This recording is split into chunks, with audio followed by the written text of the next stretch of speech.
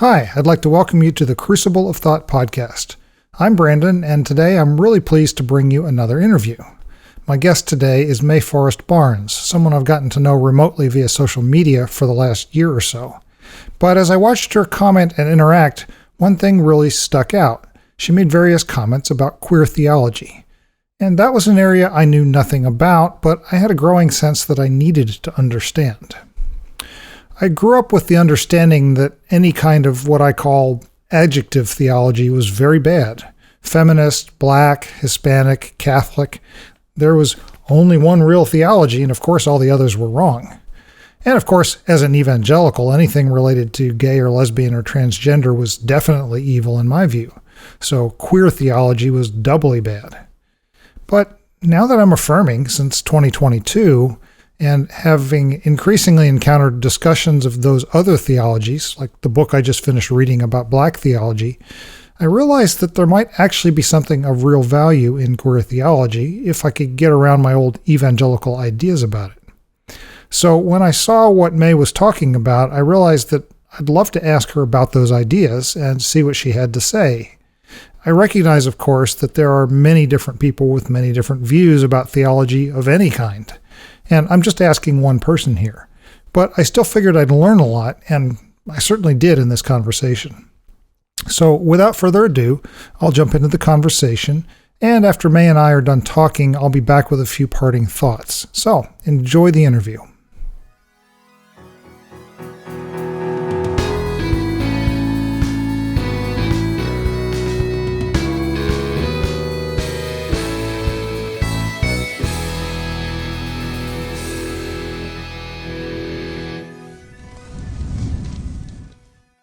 Well, hi, good evening. It's nice to finally get a chance to talk to you.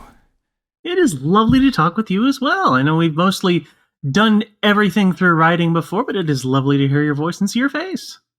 Yeah, we've bounced ideas back and forth a few times on the social media world, so it's a lot of fun. Let's start by getting a little bit acquainted. I'd love to hear a little bit about you. Sure. What's your background story and where have you been through your life? Your religious and your social upbringing, that kind of stuff. I will give you as abridged a version of my backstory as I can. If it gets long, just give me a signal. All right. Okay, cool. I was born into a pastor's family. My father is now retired, but he was a United Methodist pastor. So I grew up in the United Methodist Church, moving from church to church every 3 to 5 years, as one does in the Methodist system. I grew up in a relatively, I would say, very moderate, accepting, loving home, to the extent that a pastor who must deal with image control has to do. When you live as a pastor's kid, you are born into a fishbowl, and everyone can see everything you do at all times. And that can be a lot of pressure, a lot of anxiety. So anxiety factors a lot into my background. I grew up, I went to college, to Texas State University, got my bachelor's in English. I then moved on swiftly to graduate school, Southern Methodist University, to do my MDiv, my Master's of Divinity, in which I shortly thereafter was commissioned as an elder in the United Methodist Church. I used to be a pastor. Cool. I went through the commissioning phase and then got to ordination and was strongly advised to discontinue my ordination.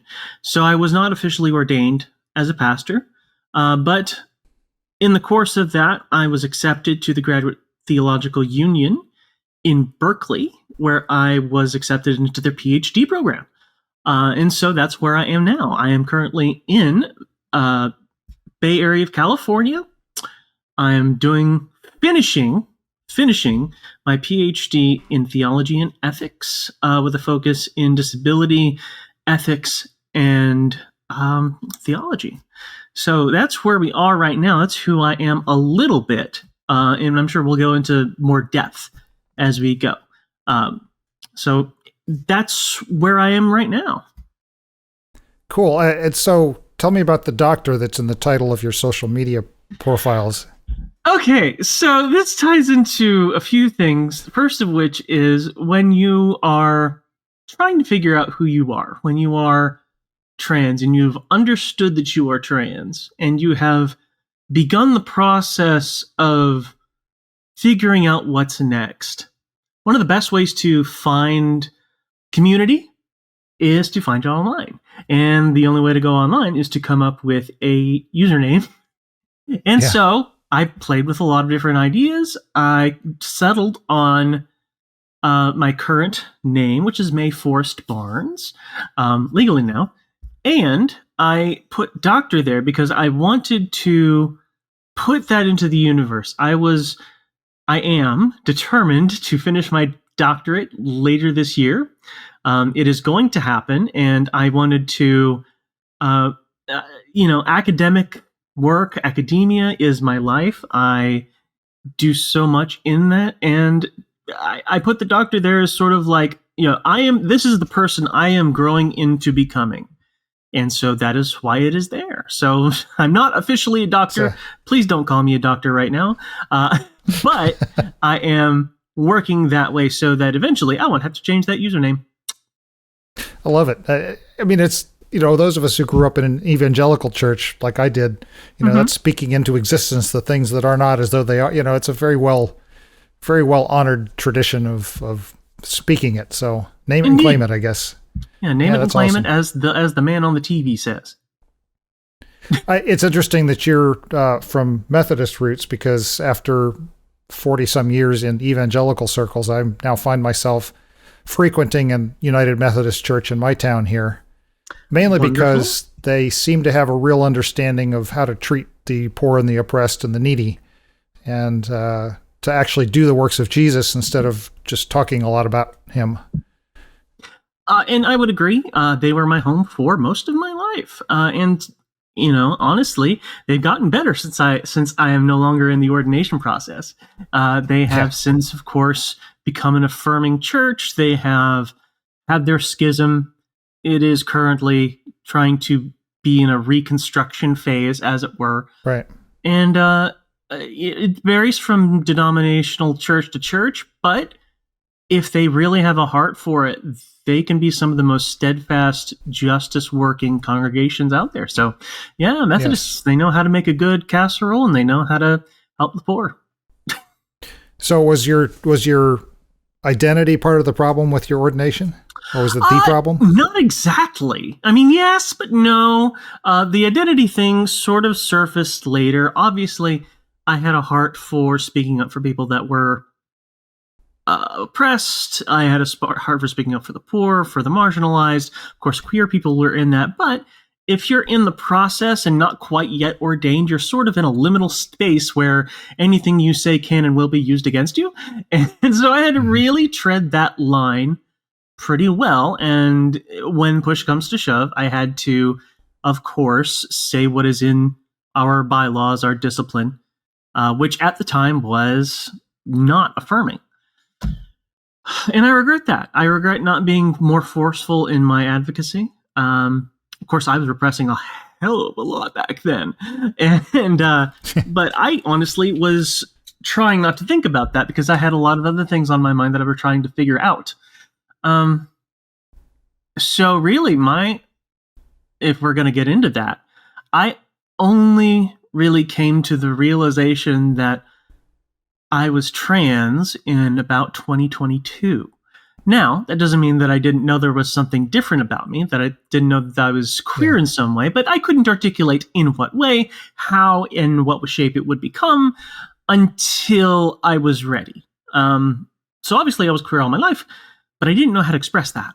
And I wasn't safe to express it. And I didn't feel empowered to express it. And so, it's been a work in process. But to be honest, no, it was not my gender identity that caused me friction with the church. It was more problems with the bureaucracy.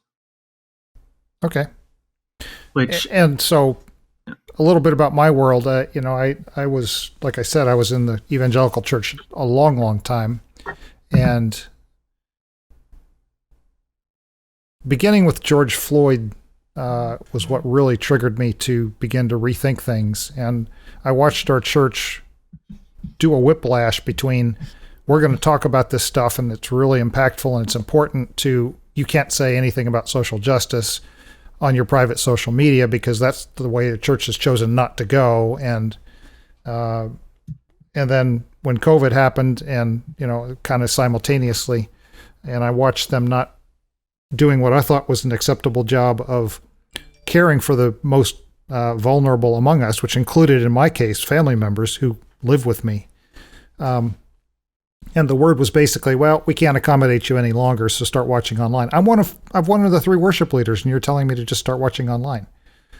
That's not going to work for me, sorry. And so I went through a season of trying to figure out if I could stay with the church before I ultimately decided that the Lord was asking me to speak out about social justice issues, and I could not submit to being told I was not allowed to talk about those things. But people were saying, we're not willing to have him lead us in worship because he's concerned about black people.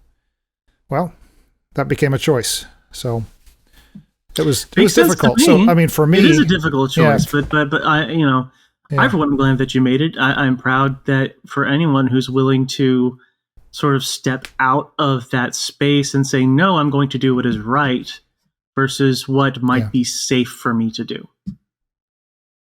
And it was very unsafe. And I've had several years of grieving a lot of lost relationships, and a place that I felt I had. I was the leader of all kinds of things at the church. I was one of the core people, even though I wasn't paid. So how has people in your social sphere reacted to your changes? Certainly more dramatic than mine, but yes. Well, I would say that pretty much I would say 90% of everybody has not had a problem. They've been accepting. That's amazing. If they haven't, they have not let me know personally, which tells me that they're afraid of actually confronting that reality as opposed to, just talking about me behind my back offline. I don't need to know that. I don't want to know that. If they're talking about me behind my back, that's not for. I don't need to know that stuff. But yeah, most everybody has been accepting. Oh, go ahead. I was going to say, I imagine there's been some number of people who are just like, well, it's a phase they're going through. They'll come around. Oh, yeah, I'm sure there's some people who are doing that. Honestly, my family has been extremely supportive, and that's good. Brass tacks, the only person that might have had issues with it has been supportive nonetheless. And so I'm grateful for the support that my family has given me. Grateful for my partner, my wife. She has been with me throughout the whole thing. I can't say it's been easy, but it has been worth it, and we are making this transition work. And that's awesome. Honestly, I've made new friends. My relationship has grown stronger, and I can actually imagine a future for the first time in my life. So that's pretty good. I was real pleased to meet Billy. I don't know if you know Billy from Billy Heard, I guess. Horde. Yeah, Horde, yeah. And actually, her and her wife met them together and their kids, and spent some time talking about that kind of thing. And it's really, really good to see a couple work through such. But here's the interesting thing for me personally. Going through this transition for me from being anti-affirming, very opposed to anything social justice, very evangelical, to being very progressive across the board, that's as much of a change in some ways for a relationship to go through. And the ironic thing is that I think my wife was always far more progressive than me and just was very good about hiding it from me because I was so forceful about you have to agree with me on all these things. And so she's like, whatever, you can believe that. I'm not going to say yes or no. Thing. It is. Yeah. So actually our relationship has improved dramatically, which is really good. That's beautiful. It's neat. So what do you see in your future? Are you at a happy place, or is there like... In the future, here's where I would desire to go. I am I want ultimately to teach. That is my goal. I am a teacher. I love teaching. And I am open to all different kinds of ways in which that can happen. I would, of course, love to be a university professor. Once I get the PhD, I'm going to start applying to universities to see if they'll accept me. But, I'd be just as happy working at a like a seminary doing graduate theological training as I would at a community college teaching intro to philosophy. Honestly, it makes less of a difference to me as long as I get to teach people, because I love helping people learn. I love helping people discover new ideas, struggle, figure out what they actually believe and what works for them. Of course, that was frustrating whenever I was a pastor. My favorite thing to do was Bible study. My Bible studies were always very heavily attended. People really enjoyed me being in conversation with them. However, I would never tell them a straight answer. I would give them 5 answers. And I would say, now, these are some answers that you can choose from. Which makes the most sense to you? And, oh boy, sometimes people in church do not quite catch what I am throwing. But that's a very Jesus thing to do, isn't it? Isn't it? Yeah. Well, I learned from the best, right? So I'm very much a kind of person who's like, I love exploring ideas. I like taking people down the path. But I don't like telling people what to believe. I like telling people, this is what I believe. This is what is available. But ultimately, your beliefs are yours, and I can't change those. And that's one of the challenges for the evangelical churches, that they're so determined to tell you how to think.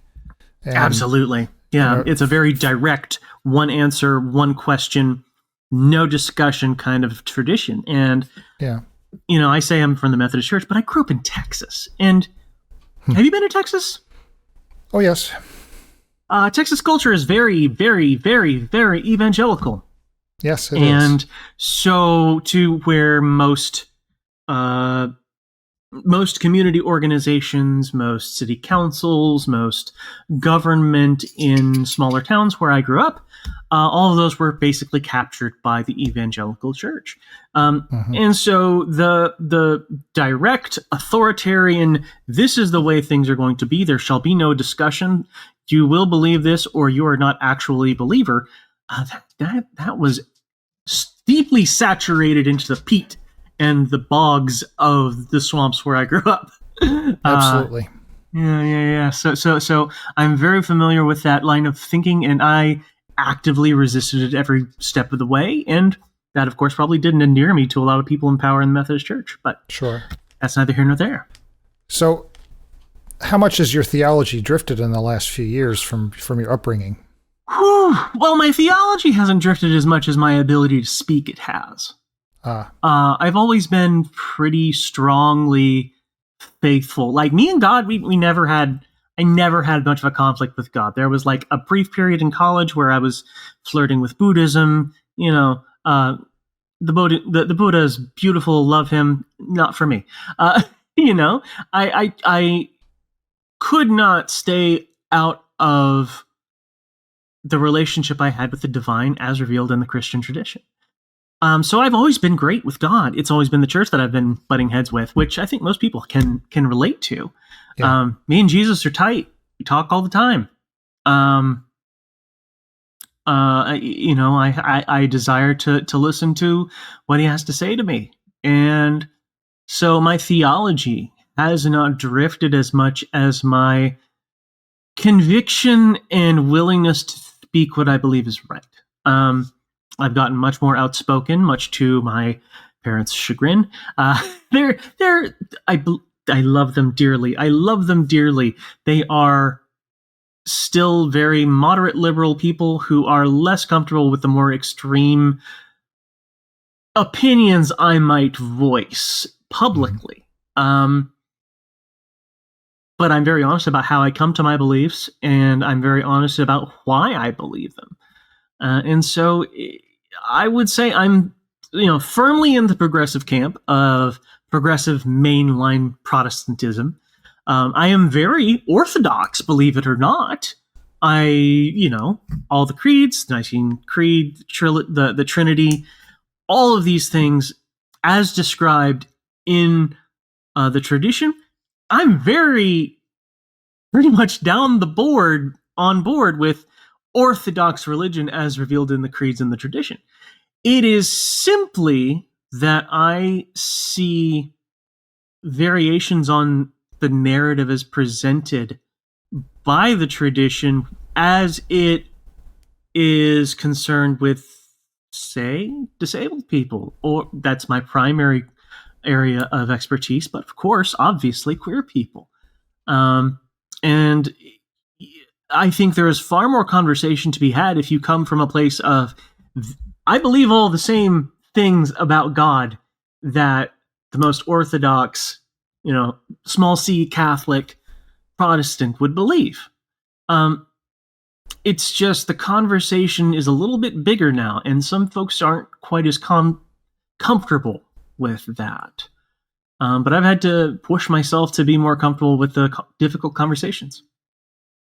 It's interesting that you mentioned the Buddhist thing from college, because I think as part of my journey for the last 4 years or so, becoming a bit of a universalist, mostly a universal reconciliation believer, not so much, I think there's something to be said for the all paths to God idea, but I think there's also something to be said that Jesus did something very unique, and there is a specific claim in Christianity to that uniqueness that I think bears close attention. But I certainly think, and I wrote a blog piece about this recently, that there's something to be gained from learning from each other when we have doctrinal or even religious differences, because I don't think we can comprehend the entirety of God. The irony is that I used to, as an evangelical apologist, I would use the example of the blind man and the elephant. Have you familiar with that? Very familiar, yeah. And I would use that against atheists and agnostics, basically saying, well, we each have an understanding of God it's impossible for it to be complete. So you simply haven't encountered God enough to understand why I'm saying what I'm saying. And now I'm looking at that exact same example and saying, well, I think it's even broader than I was willing to give that example credit for, that metaphor, in that I think there's something to be found in each of the religions that is more expansive than even Christianity fully understands. The idea that we could put God in a Bible-shaped box and say that that's mission complete strikes me as a little bit arrogant. I will agree with that. Put some cards on the table. I am at the Graduate Theological Union. It is a consortium of 13 plus different colleges, universities in the Bay Area, all of different denominations. We have your Protestants, we have your evangelicals, we have your Catholics, we have also different religions. We have a Center for Dharma Studies, including Buddhism, Hinduism, Sikh, and those strains of religion. We have a Jewish center. We have a thriving Jewish community in the school. We have a Muslim center. We have a center of Islam. And all of these different religions and denominations are all in this one entity. And so there is a strong emphasis on collegiality and interreligious dialogue that happens where I'm getting my PhD. So I'm very familiar with the capacity to have interreligious dialogue and sensitivity to the different perspectives that might entail. And most of us are pretty comfortable with saying, like, here's where I believe.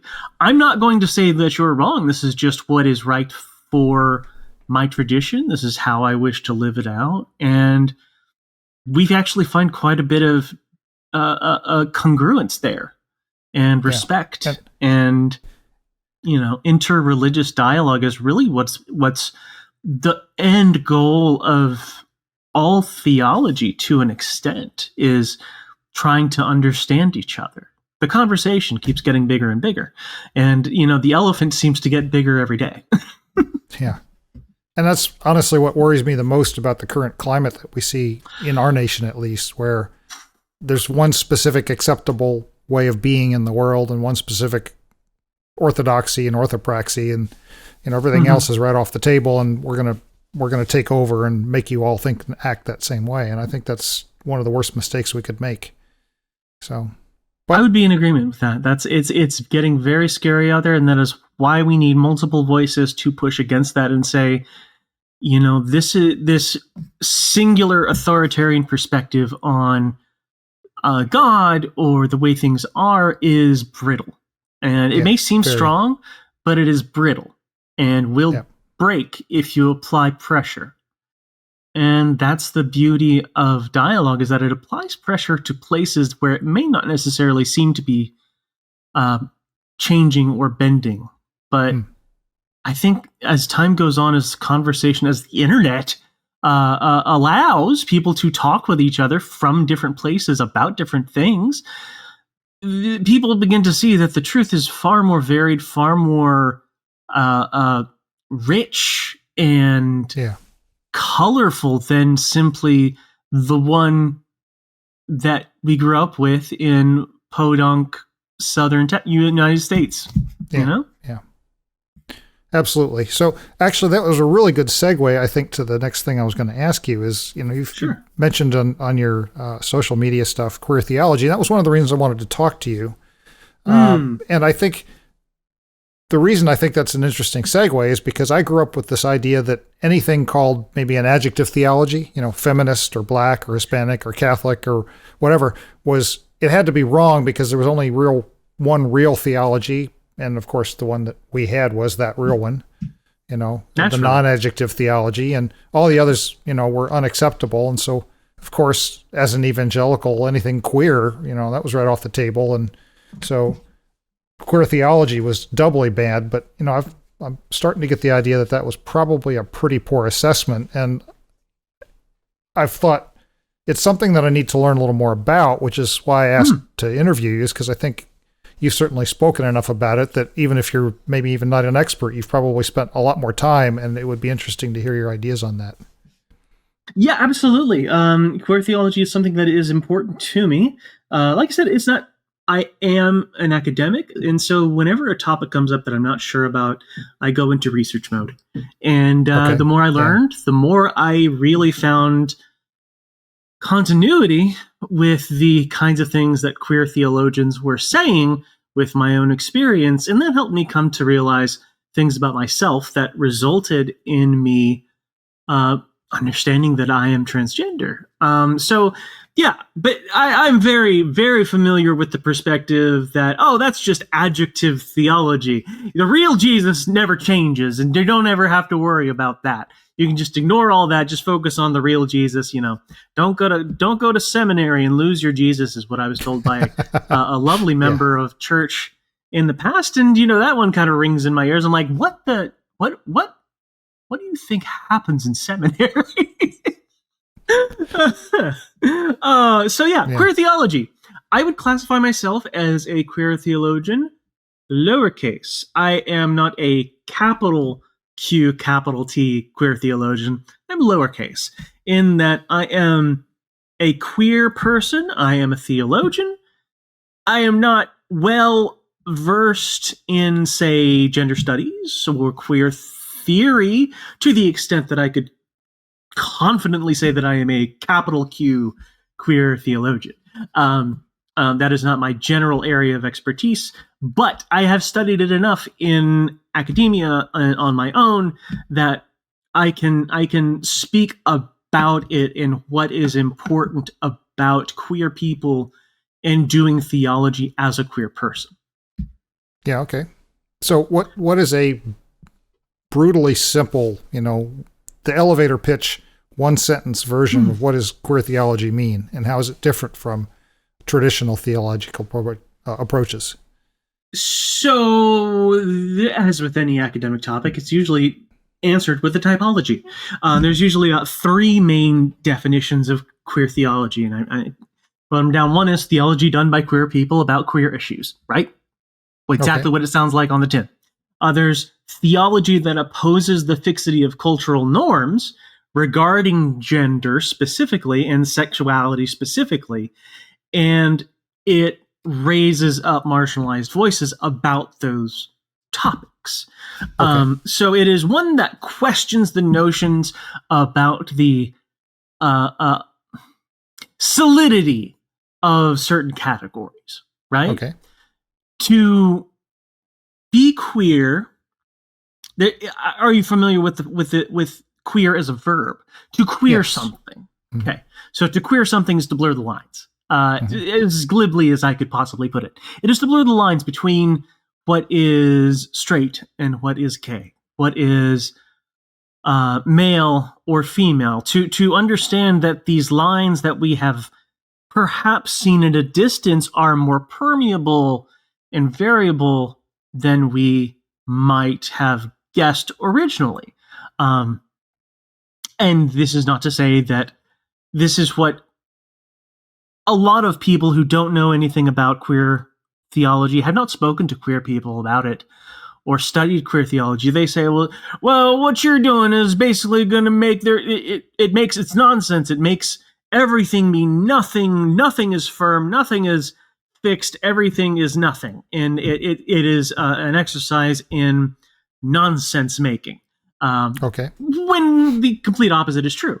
It is making sense of the instances and occurrences when what seems black and white at a distance becomes more grayed in close up, right? Sure. A standard sort of talking point about that is when we talk about binaries. Think about binaries of day and night, right? There's day, there's night, but there's also dusk. There's also morning. There are liminal spaces between which the absolute darkness of night and the absolute light of day, there is bleed. There is an intermingling. And there is just as many people in those spaces in between things, or perhaps transgressing those things, that people have ignored for far too long and have deemed as immoral or abominable, if you want to feel spicy about it.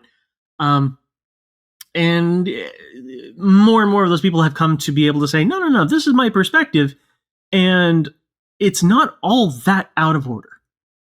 Does that make sense? Sure. And I think one thing that I've been very aware of in the last couple of years in reading the Old Testament is that there's a ton of focus on defining boundaries.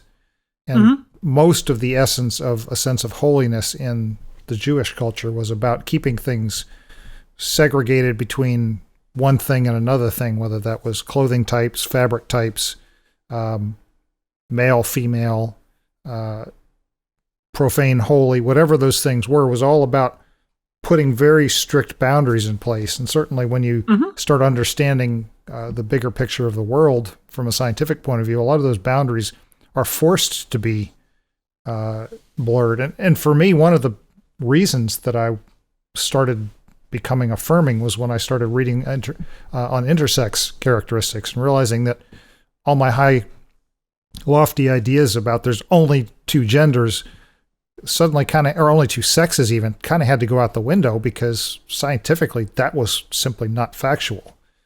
And so that starts making me wonder, well, how much do we pay attention to and I think it's already obvious that we don't pay attention to a lot of those clear divisions as Christians that existed in the Hebrew scriptures. What do we do with that then as a theologian or as a interested Christian? That becomes messy, and we have to deal with that somehow. Well, and if you'll allow me, I'll push back a bit up on that. And I do not claim to be a Hebrew scripture scholar. I do not claim to be a Jewish scholar, for that matter. However, I have studied with them. I took rabbinic studies. I humbly sit at their feet when it comes to their own scriptures, because their perspective is very different from ours. And a lot of what we might perceive to be, say, rigid organization or categorization is actually just one part of a huge oral tradition that most people do not see. You start talking about Talmud, you start talking about all the conversations that they have been having for thousands and thousands of years that, one, Christians can't understand, because we don't understand that, there can be disagreements within the same tradition, because Christianity for so long has very much relied upon an authoritative, singular perspective on how things are. And you can blame Constantine on that. I certainly do. But, in the oppression that Christians have given to Jews historically, we tend to say a lot of things about what they believe without actually listening to what they say they believe.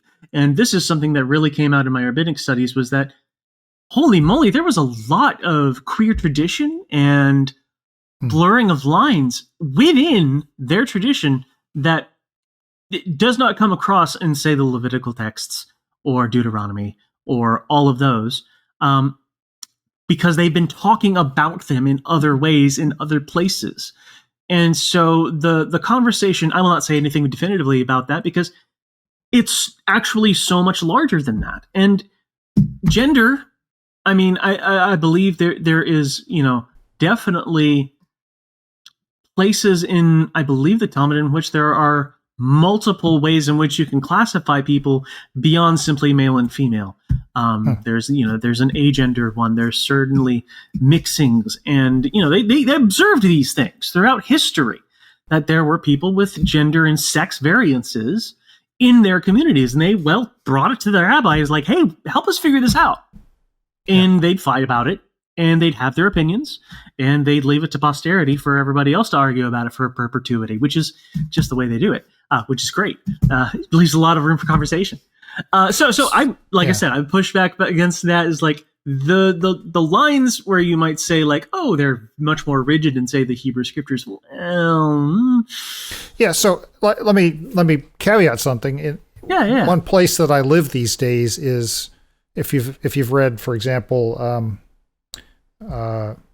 any Bart Ehrman. I read Bart Ehrman.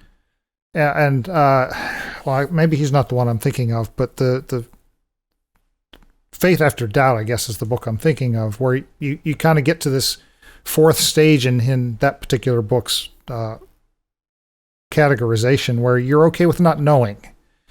And one of the things that I've kind of found myself in for the last maybe a year or so is being quite comfortable with using language about a particular way of thinking about doctrine and dogma and stuff, and then at the same time recognizing that I really disbelieve that in other ways. And for example, discovering that actually probably all of Leviticus and Deuteronomy and stuff were written during the exile, not during the time of Moses. And so there was a bit of, to use the word retcon, there's a lot of retconning going on about what they really believed by a specific targeted group of priests and historical writing and stuff. And they were trying to tell a story about who that at that time they thought they were supposed to be.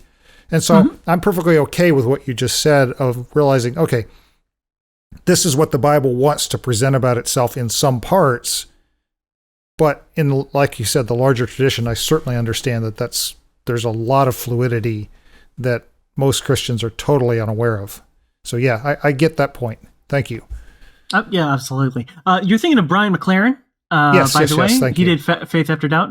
Brian McLaren, read him plenty in seminary. Seems like a decent dude. Kind of like him. Yes, I would love to interview him someday. Well, you'll get there. So I wrote a question down that I wanted to ask you, and I think I can definitively say how you're going to answer it, but I'll ask it anyway just to give you a chance to say what you actually think. But is queer theology just a way of enabling behavior and relationships that traditional Christians and conservative Christians say is sinful? I think the answer is absolutely no. No, it's not. And I know the answer is no, but I know that line of questioning is like, oh, you just want to do that so you can be sexually immoral. And this is where things get real funny for someone like me. Say, I am a faithfully married person. I have never been divorced. I am with the woman that I married when I believed I was a man. We've never done I would say anything that would qualify as sexually immoral to any of these interlocutors are saying that, oh, you're doing this as like a sick kink, or you're doing this as some kind of weird fetish that you're putting everybody else into. Because I get that a lot, being gender diverse, being trans, being genderqueer, being non-binary.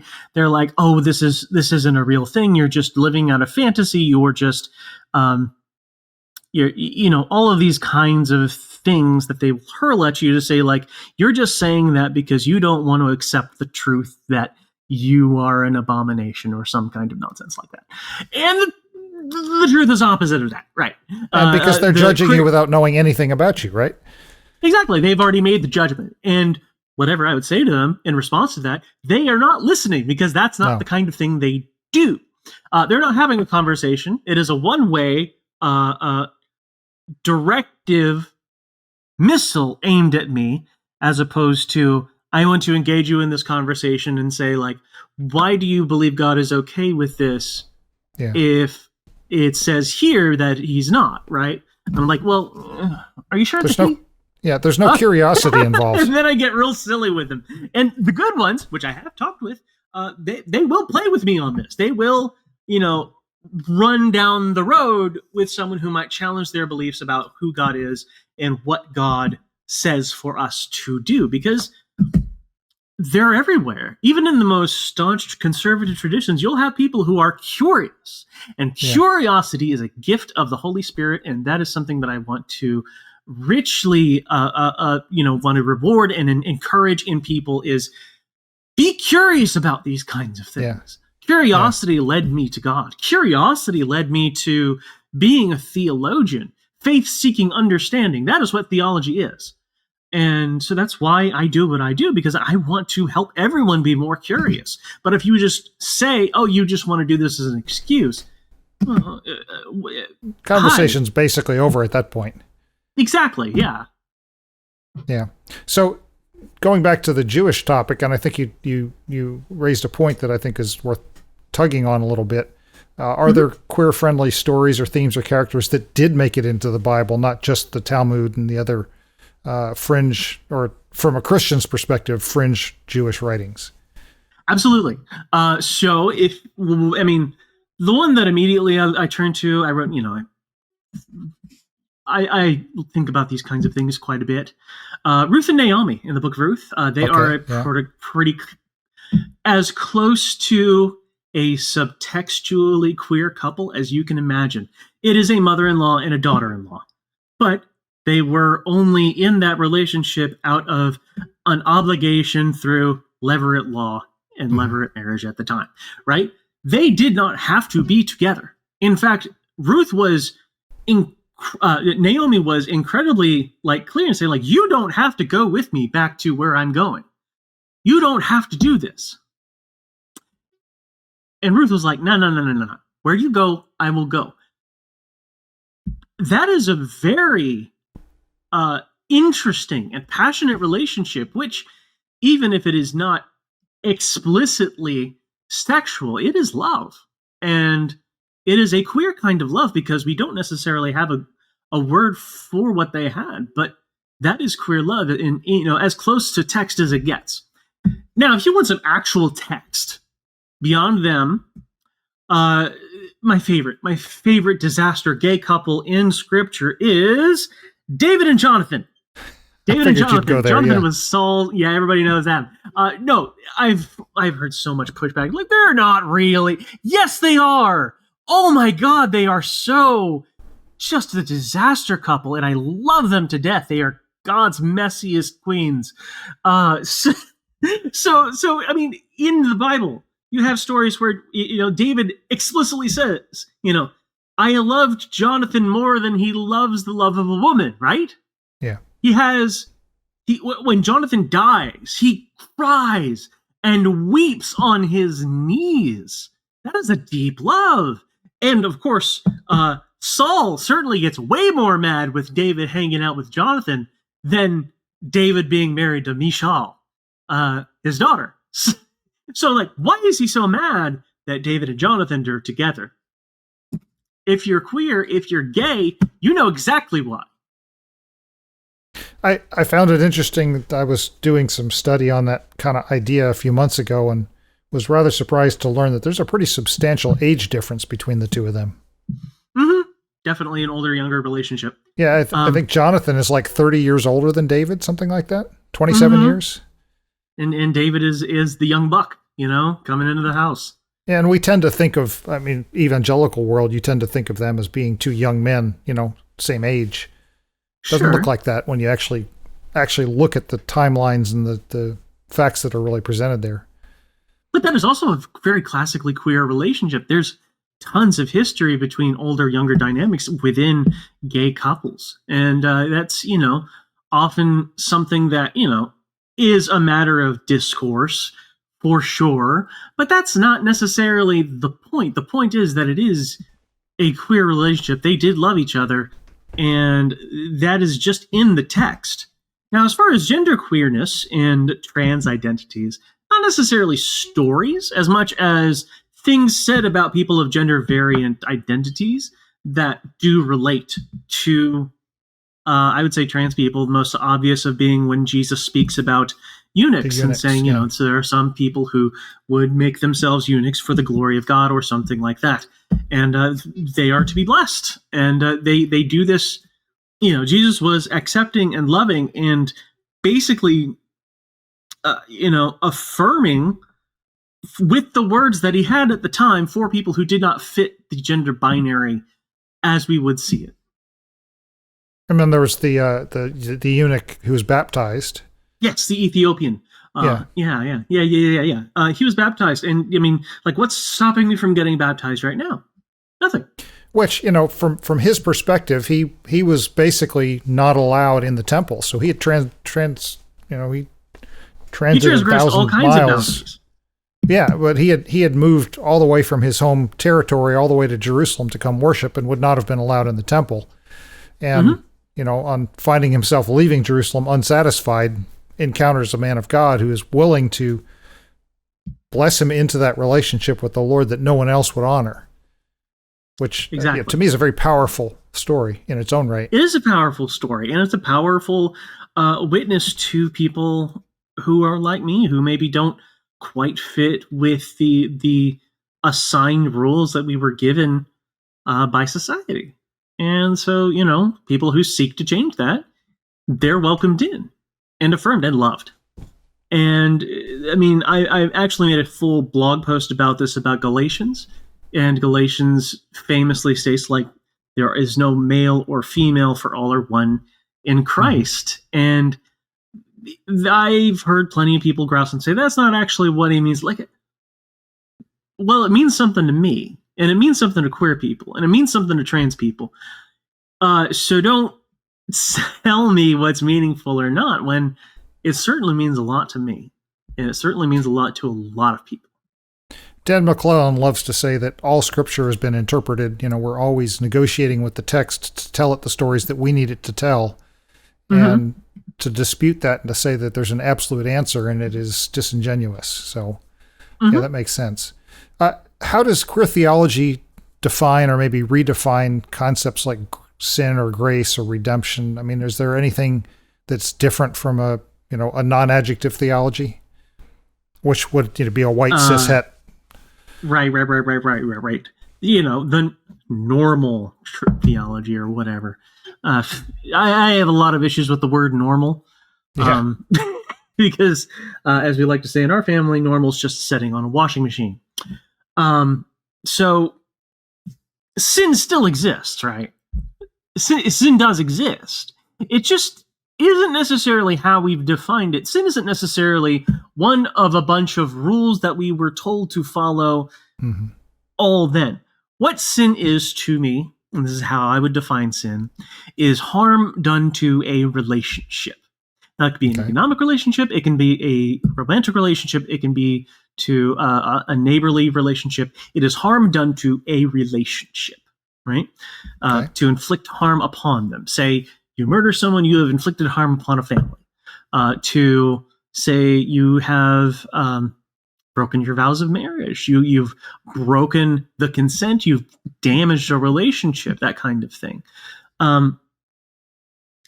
But being queer and being in a space where things maybe are less distinctly, don't do this, don't do that, don't do all of these kinds of things because they make God angry. That's not how God works, because who is God, right? God is love. God is love. God is more than just love, though. God is a relationship. God is a relationship amongst God's selves, between the Father, the Son, and the Holy Spirit. Classically, the Trinity is a relationship. And that dynamic is a model for humanity. And God, the Godhead, the Trinity, has a relationship with humanity. And that relationship is founded upon and based on love. So, when you transgress against someone in a manner that is unloving, that is sin. When you damage a relationship, that is sin. That is how I would define it. I think evangelicals tend to take those two concepts that you just said and try and mush them together and say that when we do things we were told not to do, we've broken a relationship with God. Right, but how was that happening is the question that I would pose. Okay. How does that... When you say, like, say, bust out the clobber passages, right? Why not? Let's do it. That man shall not lie down with a man as what he would with a woman. Yeah. Or however you want to translate that very unclear statement in Scripture. How does that offend God? In what way is that offending God? Well, because God said not to do it. God said not to do it. Yeah, okay, well, why? What would be the purpose of that? Well, and you can go back and there are many scholars who say, well, that's not necessarily what exactly it means. Sure, it was an injunction against pederasty, pedophilia. It was an injunction against rape. It was an injunction against taking advantage of someone and dominating someone, putting someone in a space in which they should not be dominated or oppressed or violated or abused, right? It is an injunction against abuse. That is the kernel of truth within that.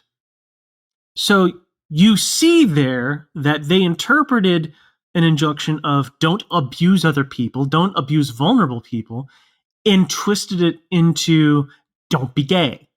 Yeah. But if it is two loving, consenting adults, then there is no harm done. There is no harm or to any relationship being done, certainly not one done to God. True. Do you see where I'm coming from? Sure, absolutely. Now, I know that because I used it for years, the evangelical response to that is, well, you're harming society by allowing these things to happen. Can you touch society? Tell me, in this room, where is the harm, society? The harm... Society is what we make of it, right? Yeah. It's a concept. It is an idea. An idea cannot be offended. Only people can be offended. What's being offended, if you really get right down to it, though, as I now understand, is the sense of superiority and ownership of the way that I like to be comfortable. Exactly. I had a fascinating experience about probably a month after becoming affirming of walking into a makeup store with my wife. And I found myself standing next to clearly a biological male in high heels, a mini skirt. I don't necessarily like that phrase. Yeah. A mini skirt, tall heels, really wild makeup, a push-up bra over nothing. And I'm thinking, I could get really offended about this thing that kind of violates all my sense of comfort norms here, or I could just not.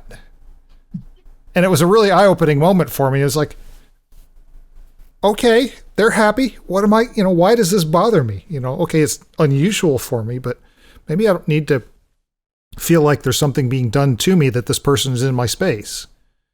And that was exactly. A real eye-opener. What is being harmed here? Is it your sensibilities or is it actual harm? Yeah. And if the truth is, no, it just kind of goes against what I was raised to believe, well, then that's not necessarily a harm. Yeah. So what about the concept, say, of redemption? We find ourselves having done something inappropriate. We've sinned in the definition that I think you wisely bring. And then what is redemption in a queer theology? What is redemption is to be as simple as I can say it. Redemption is repair of a relationship. Okay. redemption is repair of harm done. And this needs to be done by two people who have made an agreement. This is what I'm going to do to help fix the harm that I have caused, right? And it has to be done in good faith, and it has to be done sincerely. One cannot just say, I'm sorry, and then leave it done. That's not how repair actually happens. Really good book. I'm sure you've probably either read it before or been recommended before. Is by Rabbi Danya Ruttenberg. She has a book on sin and repair and redemption that is really, really excellent, and it really lines out ways in which actual harm to a relationship can be fixed, but it must be done in a way that is, one, accepted by the person who was harmed, and then performed by the person who did the harm. So at all times, you need to have the agreement with the person who was harmed in this redemption, right? Say, bring the old chestnut back. Say that you killed my brother, right? It is always upon the injured party to be willing to forgive. I could not forgive you. That is my choice. If I am willing to forgive you, that doesn't necessarily mean you're off the hook. Mm-hmm. That means that we need to negotiate how we can repair the harm that you did to me or my family, right? And there's, you have plenty of people saying, like, we forgive this person who did this harm to us. Great. They need to figure out a way to show that the relationship is being repaired. So this all stands fairly traditional. Is there anything uniquely different in a queer theology? Yeah, in the Christian church, we call that penance, right? Penitence. Okay. You have, of course, as time went on, penance and penitence got twisted and changed, and then you wind up with things like, historically the Catholic Church and indulgences and things like that. And that can be very, very touchy and very difficult. But if you get back to the bare nub of what penance is, it is efforts in which you mean to repair the relationship that has been damaged. Okay. That is how I would see redemption. Now, Jesus offers that redemption freely to everybody, offers that grace freely to everybody. And between us and the divine, it is a lot simpler.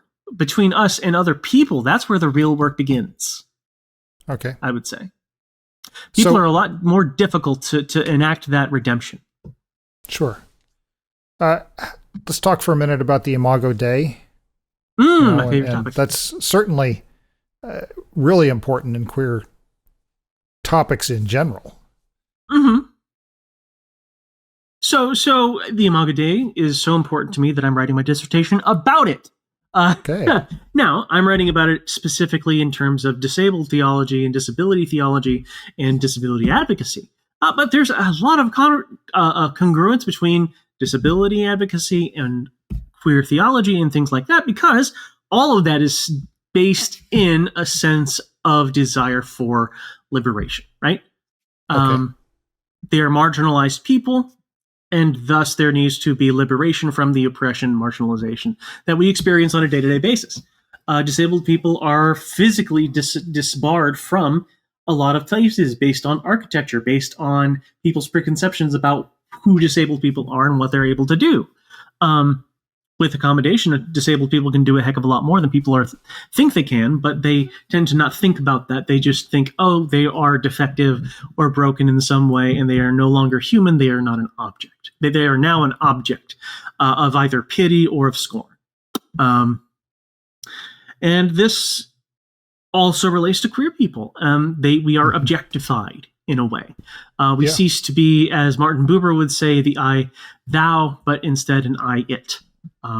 We have become the it as opposed to a thou.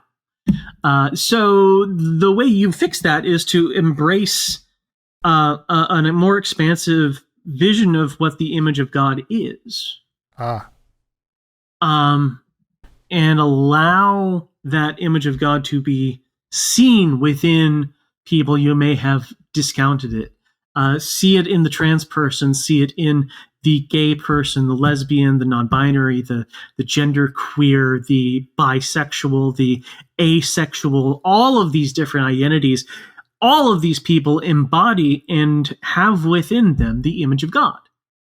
They have just as much access to the image of God as any normative person would. Of course. Cisgender, hetero, straight, male, whatever, all of these kinds of things. Or people who fit nicely into a category.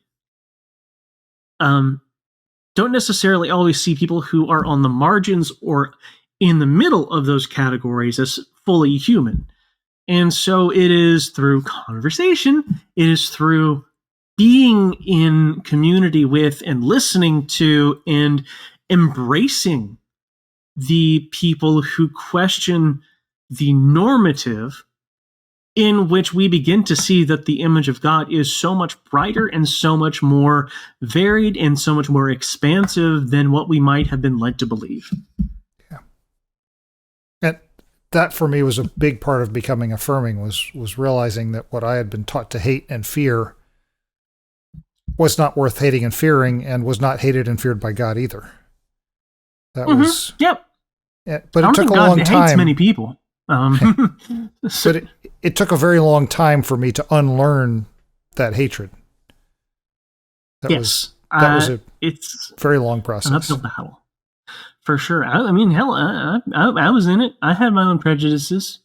Nobody is without their prejudices. Everybody has them. And growing up in the South, you wind up being a very self-hating queer person.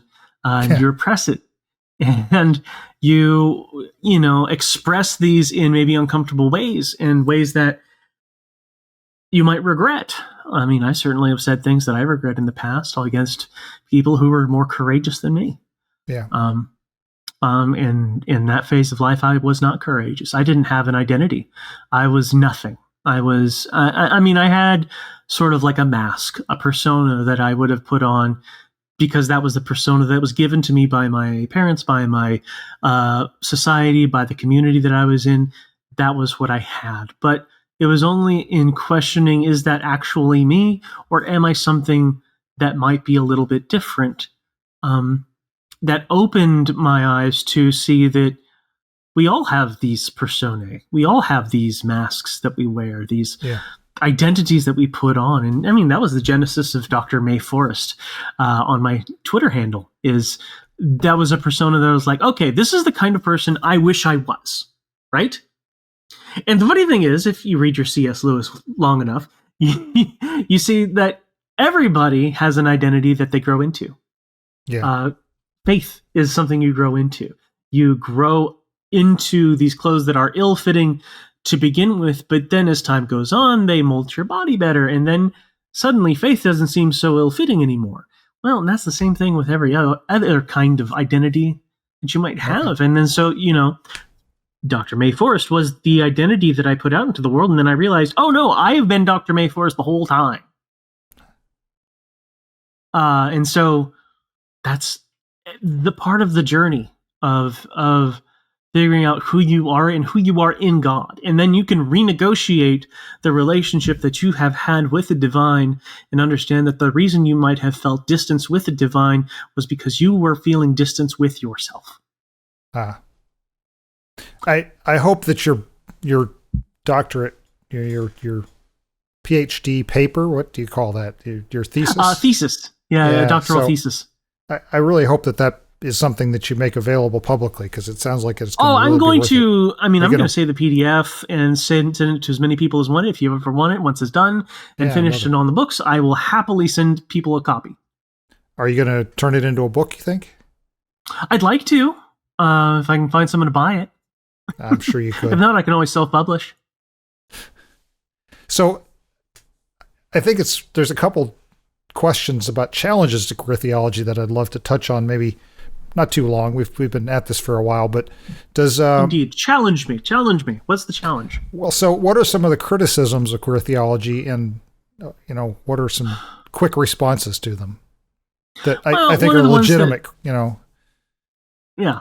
Probably one of the more obvious ones is that, queer theology simply wishes to blur lines without making anything definitive, or winds up being hypocritical, because on the one hand you want to blur the lines, but on the other hand you do want to make these definitions that are helpful and useful to people.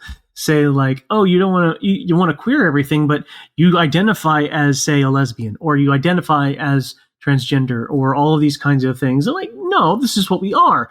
People make these categories because they're useful, right? Yeah. And so certainly there are people who definitely want to, spread ink all across the boundaries and, like really make things queer and blur things, because that is a reality, is that things are more blurred than we might understand them to be. But certainly there are people who are just kind of, they find the identity they like. They don't really want to rock the boat too much, but it might be off the beaten path from what they might have been told to be in youth. A gay kid will come up and say like, well, I'm just gay. I don't want to bother anybody about it. It's my business. How does it bother you? And queer theology just says like, yeah, queer people are people. Queer people are people, and we've always been here. That's one of the other things that drives me nuts, is like, trans people didn't exist 6 years. Yes, we did. We've existed for forever.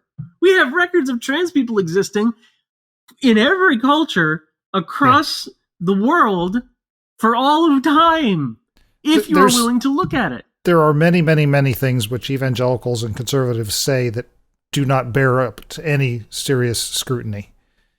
No, but it doesn't. We're not willing to poke at them. Exactly. There's a great manifesto essay that was written in the 80s called Transgender Liberation.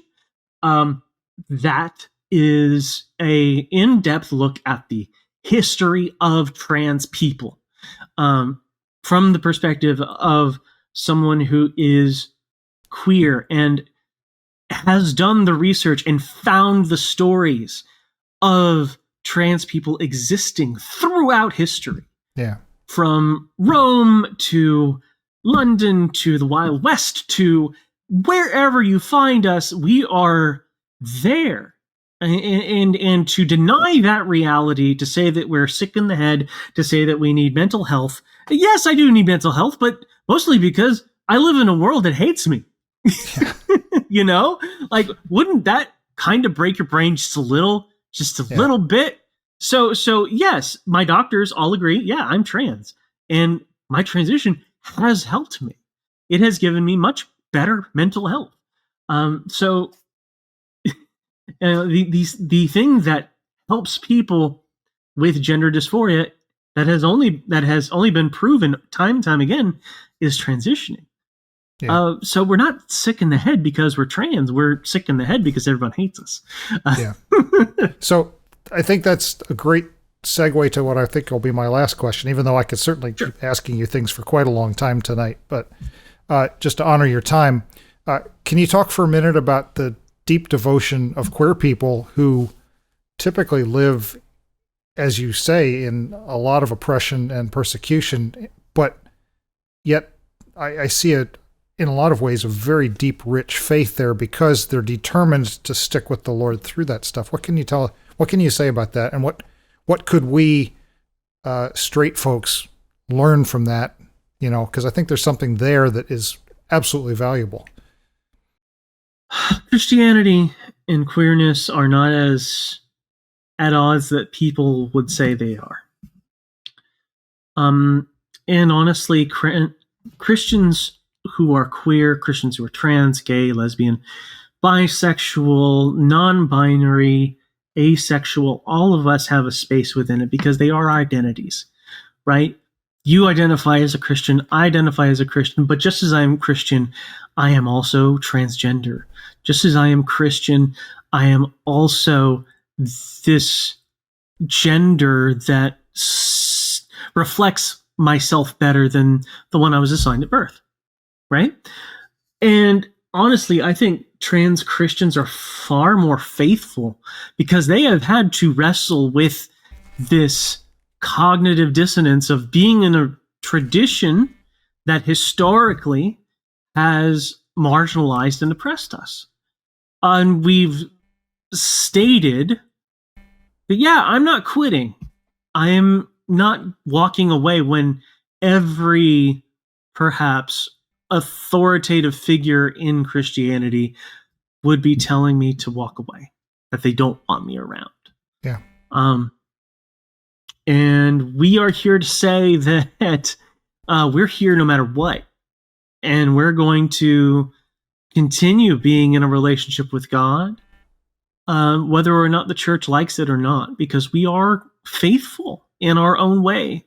We are faithful to a tradition that gave us hope and light and truth and, morality and all of these things that, that religion gives us. It gives us community. And it is the community that is often the most difficult part. And I choose to stay in that community because that is where I feel most at home, most myself. And queer Christians, we are, I can't speak for everyone, but that's where I am. And, we stick with it because it's who we are. And I think, I don't know, to sort of answer my own question from my perspective, those of us who haven't had to wrestle with identity at that kind of a level have become accustomed to an easy life where there's not a challenge. But when I look back at the ancient church, the persecuted church, being true to who you were was vastly more difficult for very many people. And I think, it may be a lot harder in the near future for a lot of people in this country that think they're winning right now. Because my sense of history is that every time a Christian group takes over a nation, it does not end well for the Christians. Nope. And nope. I think there will be backlash. Yes, and at some point in the near future, I think the Christian church in America is going to suffer the same kind of persecution that in Nazi Germany or in communist Russia.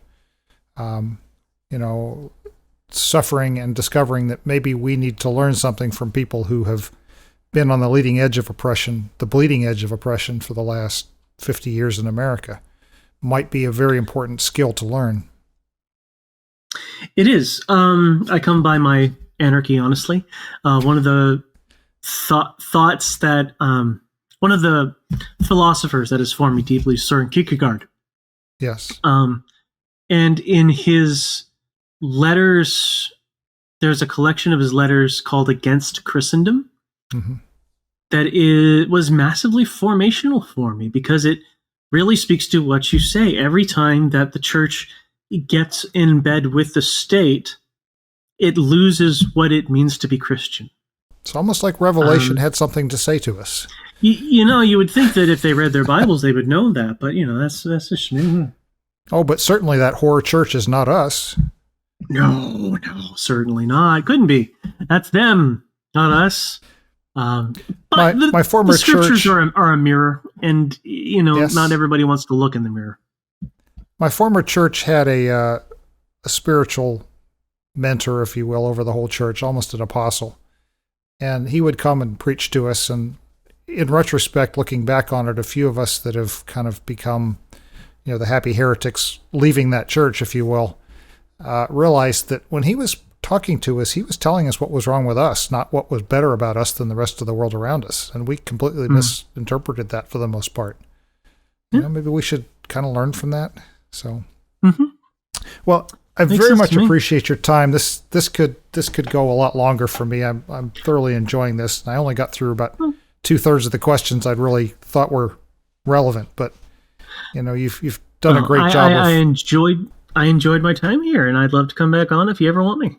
Okay, well, I certainly would have more questions, and perhaps after your doctoral work is done and I've actually had a chance to read it, I'm sure I'll want to poke at that Imago Dei concept a bit more, because I think that's an area that I've had of particular importance to me in the last few years, especially as I'm starting to be more aware of oppression and how to overcome it. And so I think learning a little bit scholastically about that would do me well. So I look forward to being able to talk to you about that in the future. I look forward to that as well, and I hope that, whenever it's done and I send it to you, that you get something out of it. Oh, I will, I'm sure. So where can people find you? You say you have a blog. Yep, I've got my Substack, May Forrest Barnes there. I've got Blue Sky. I've got Twitter. I'm sure you can put those links in the doobly-doo. But those are the main places where I live. I've also got an Instagram, but who knows how long that's going to last. But because things ain't great for queer folks on the old social media these days. No. So that's where I'm going to be. I'm going to be on those places. I'll write longer form stuff on Substack, and I'll have little brain spurts on Twitter and Blue Sky, which I've thoroughly enjoyed. So you do very well at that. So I'll certainly post links to those in the show notes, and people will look you up, I'm sure, because this has been a lot of fun, and I hope that the people that listen to this have enjoyed it. So thank you so much. Thank you so much. And give your family thanks for giving me a bit of your time tonight. Absolutely. I'll talk with you soon. Okay. Well, there you have it. I could easily have spent another hour talking with May. She's an absolute delight to talk with. And like I said, there were a lot of questions I never even got to ask. I guess that'll have to wait for another opportunity. Now, one thing that really struck me is her comments about the orthodox beliefs that she still has despite all the changes in her life. Now, I've moved some distance from those traditional orthodox beliefs in some ways, even as I find value in some of them, despite somewhat less certainty that they're necessary. But I don't find any difference between the two of us, simply due to those differences in belief. And I think when I consider what May had to teach me today, that maybe that's part of the essence of queer theology. The diversity inherent in our world and our theology, and the blurring of the lines between what might look to an outsider like a fairly sharp division of understanding. And I cannot help but think that's a really good thing. A love for people who are deeply different than us, either physically or gender or sexuality or in doctrine. That embodied and deep, rich love for each other will serve us well and will ultimately do a better job of incarnating Christ into our earth, bringing the kingdom a bit more fully into view here. And so I love this talk for opening my eyes a bit further to the rich spirituality that's available in God's kingdom that used to be invisible to me. So thanks, May, and I hope we'll get a chance to talk again soon. And thanks to you two for sticking with me for this longer than usual video. I hope it was as inspirational and educational to you as it was to me. If you did find it useful, please like and share it, and leave a comment or review for me. So we'll talk again soon. Be blessed.